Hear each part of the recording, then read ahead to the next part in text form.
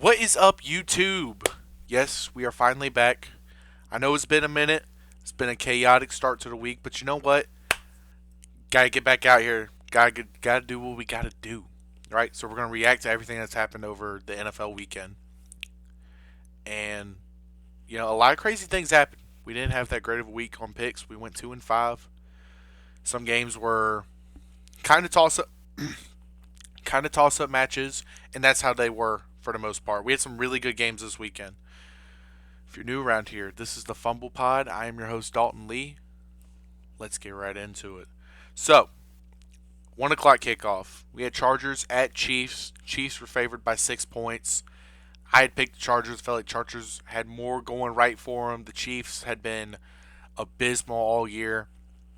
And this game kind of proved that point. The Chargers weren't even that great in this game, but the Chiefs were worse. Chargers were able to come up with just enough plays to win it. We saw the Chiefs just have a really bad day on offense and truly looked like an older roster that had age catch up to them, and now we're just kind of eh. This game does have some mixed feelings in it, mainly because Patrick Mahomes did get hurt late, and we found out it was an ACL tear, so he's done the rest of this year and for probably a good chunk of next year too. So you hate that. Just as a fan of the game, when he's at his best, he is phenomenal to watch. But the Chiefs lost, and they got eliminated from the postseason because there were several things that had to happen in this particular weekend in order for them to be eliminated. Them losing was one of them, along with a couple other teams winning, and I think that was it. Them losing, a couple other teams winning, and they're out. And truly, that is what happened. So this will be the first postseason, I believe, since 1998 without either Peyton Manning, Tom Brady, or Patrick Mahomes. It's going to be a new king in the AFC this year. Which it still sucks that it had to come down to this with a star player getting hurt on a team that's already been kind of bad.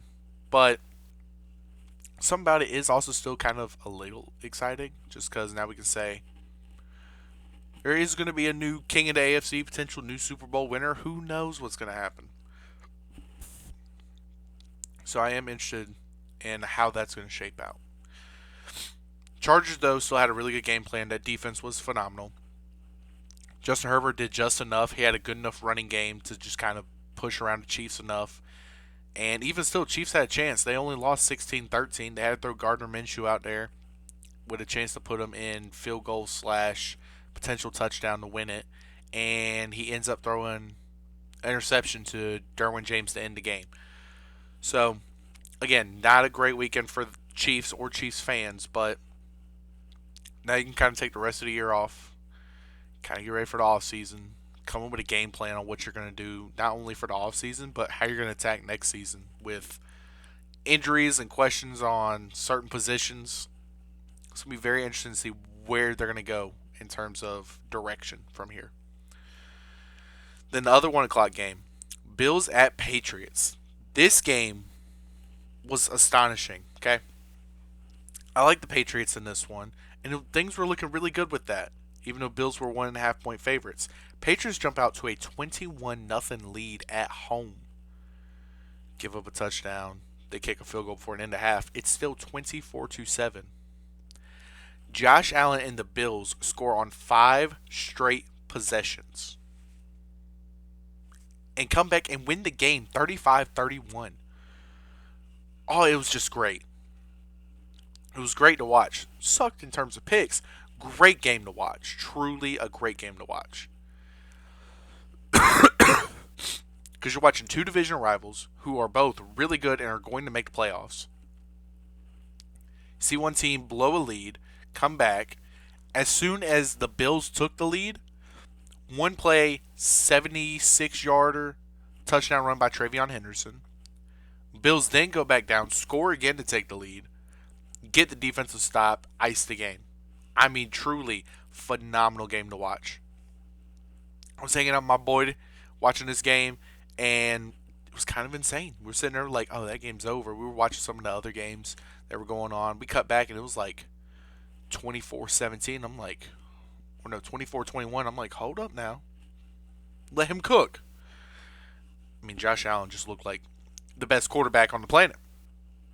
And honestly, with the way everything's shaping up in AFC, if there was a year for the Bills to get into the postseason and actually go to the Super Bowl, this is their year. You got no Joe Burrow. Excuse me. No Joe Burrow. No Patrick Mahomes. And potentially no Lamar Jackson. Three of the guys you normally have to deal with to get there. Of the top four. Obviously, Josh is in that top four.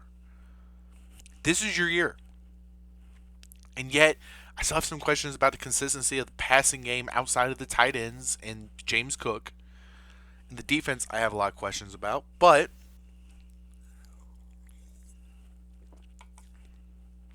if they can do this on a consistent basis, which it's going to have to be, it's going to have to be shootouts for them.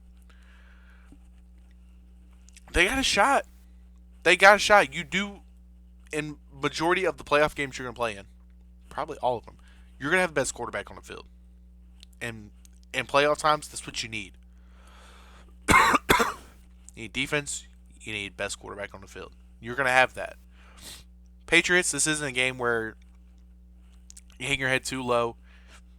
Your record is a little kind of overrating you a bit.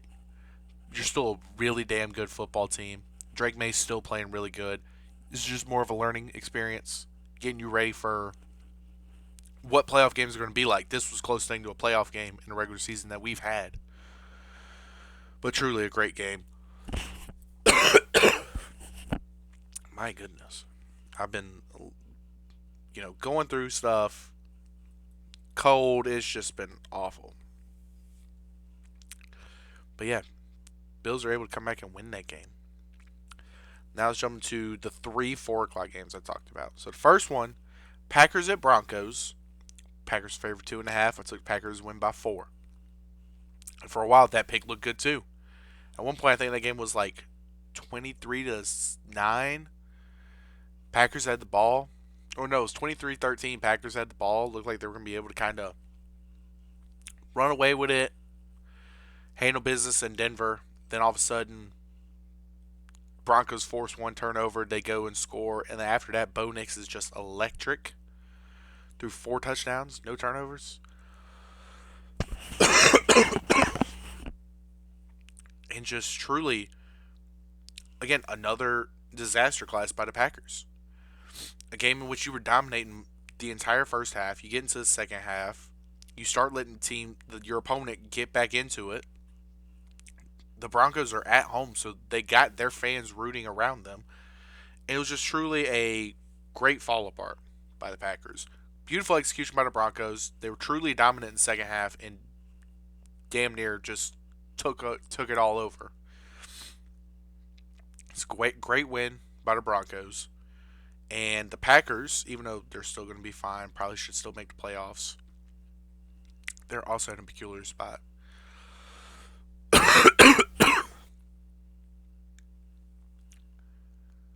Micah Parsons also tore his ACL late in this game as well. So the Packers got to play the rest of the season without their top edge rusher. And that's just going to be, again, another big hit for him. Truly.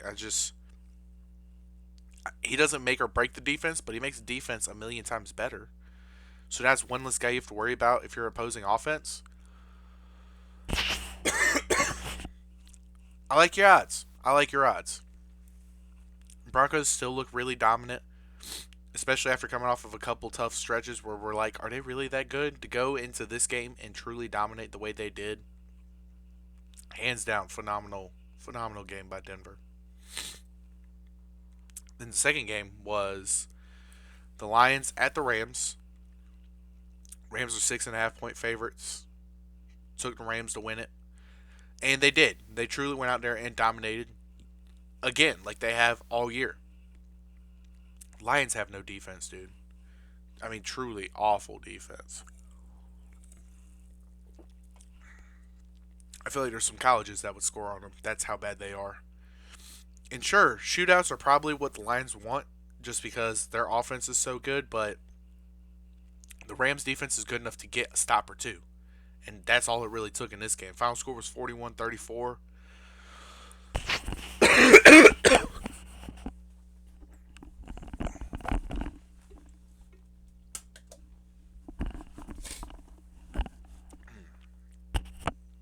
Much better. Rams dominated, had a great day on offense. Puka had a good day. Kobe Parkinson had a good day. Devontae Adams had a good day, even though he ends up getting hurt late in this game again. Three major stars get hurt all in the same week. It's weird. Weird. But Lions are in a sticky situation. They're third in the division. They're out of the wild card right now after being the number one seed last year and going to the NFC Championship 2 years prior. Got a lot of question marks going on in Detroit. Whereas LA, Devontae's a little banged up. I think he'll be fine by the time they get to postseason play. Rams are still looking like the best team in the NFC. Hands down. Hands down. But that was an electric game.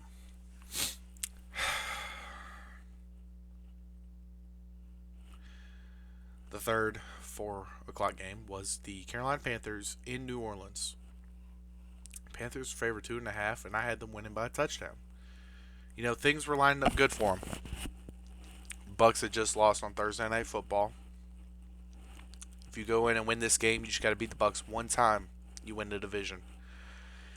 And in classic Panthers fashion, they find a way to lose. After being up 17-7 in the third quarter, they find a way to lose 20-17. The defense could not get off the field to save their life, whether it be because of penalties or just truly playing awful. And the offense, outside of 1 or 2 drives, did not impress much in the second half. First half, I didn't think they played that bad. They only had 3 drives and scored on 2 of them. That's pretty efficient. I'm like, okay, get in the second half, maybe get a couple extra possessions, you keep the momentum going.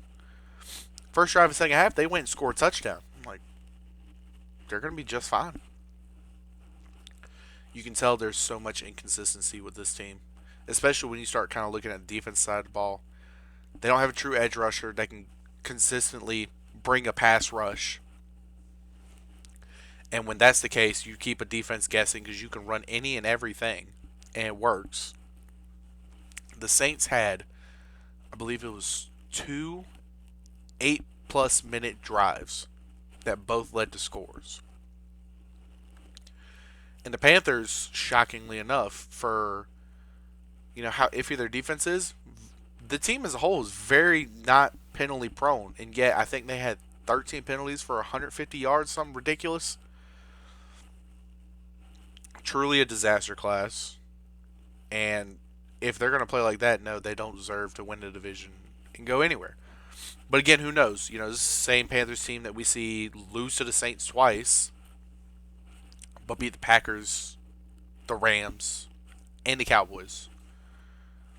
It's all sorts of confusing. I think the coach was calling plays more so to not lose the game versus trying to go out there and win it. And you could tell that at times. There were some times I'm like, oh, he's trying to go for the jugular. But as it started getting closer and closer and tighter, you kind of tell he just didn't want to lose it versus trying to go out there and get the win. I give credit to the Saints. They're very resilient. They got after it. They played a great second half. Again, if you weren't a fan of either of these teams, it's a good game to watch. It was back and forth right there at the end.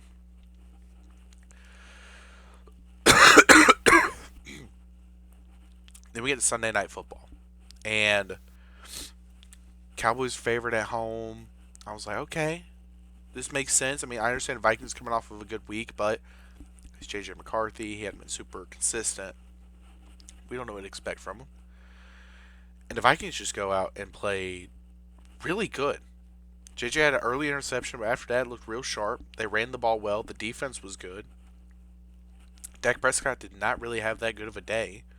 It seems like he couldn't get a whole lot going with George Pickens. The run game was what really carried the load for Dallas, but this Dallas defense looked like the defense before all these trades.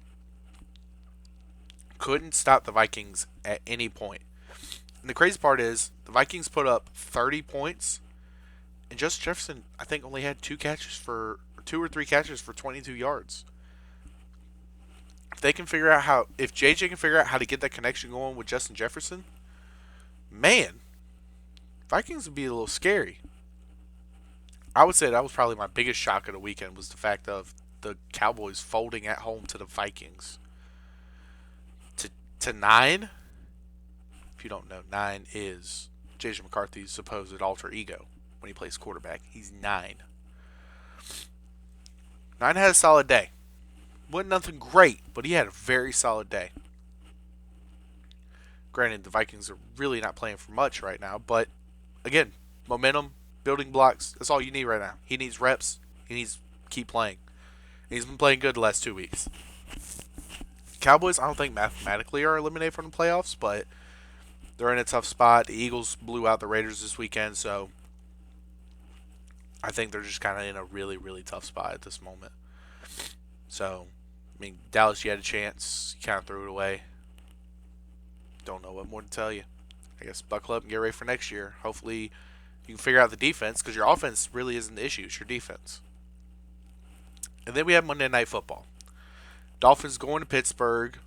Dolphins have been on a heater the last couple of weeks. They've won 4 straight. Thought they were going to go into Pittsburgh and win it. Pittsburgh, even though it was favored by 3 points, I thought Dolphins had momentum. They'd sneak out a win. And at first quarter, I'm like, okay, they're back and forth. Nobody can really get a whole lot going. Pittsburgh really couldn't establish much of a run game. Every once in a while, get a nice little chunk yardage. But it really came down to just Aaron Rodgers getting the ball out quick and on time to his intermediate routes and just letting it eat up yards, getting him down the field, led to scores. And then Aaron Rodgers, looking like classic Aaron Rodgers, little sidearm action, DK Metcalf. Nobody can tackle him, and he's just getting into the end zone, kind of blows the game out of the water. And even though Pittsburgh played good, I do think the Dolphins still just really also played bad. So you're kind of getting a mix of both. Bad enough to where, as of today, on Wednesday after the game, it has been announced that Quentin Ewers is going to start next week in the potential remainder of the season over a guy that you paid $225 million to. Things are looking shaky in Miami. Pittsburgh got a big win when they needed to because the Ravens absolutely dismantled the Bengals this weekend. So Pittsburgh getting that win is big, not only because they just beat the Ravens a couple weeks ago, they're keeping their record ahead. Pittsburgh are still in place to win their division and get to the playoffs. And honestly, the way they played tonight, they probably got a chance to win a first-round matchup, depending on who they got to play, but nothing too crazy. But yeah, I mean, a couple games we didn't even talk about last week. I mean, old-ass Phillip Rivers started for the Colts against the Seahawks. And honestly, say what you want, I don't think he played that bad. He didn't play great, but he was efficient. He got the ball out quick. Only had one turnover, but it was late in a situation where they were trying to get down the field to get a potential game-winning field goal. And they led most of the game. Phillip Rivers threw a touchdown pass after not playing for 5 years and being 44. It's kind of electric. And yet they still lost the game. It was the only touchdown scored of the day. The Colts defense came out and played phenomenal and yet gave up 6 field goals, and that was enough to lose them the game.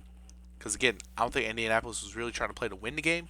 They were kind of calling plays and playing that to lose the game. And it worked for 3 3/4 of the game. It got to about the last 4 minutes of the game, and it just wasn't working anymore. So now, I think the Colts season is pretty much over. Seattle survives, gets another big win as they're trying to come down the stretch to finish the year. And they did what they had to do. They went and got a win.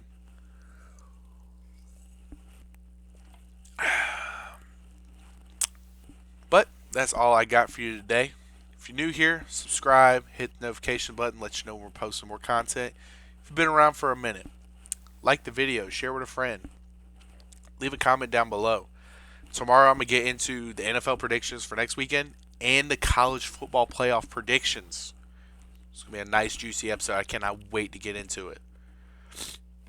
But until next time, deuces.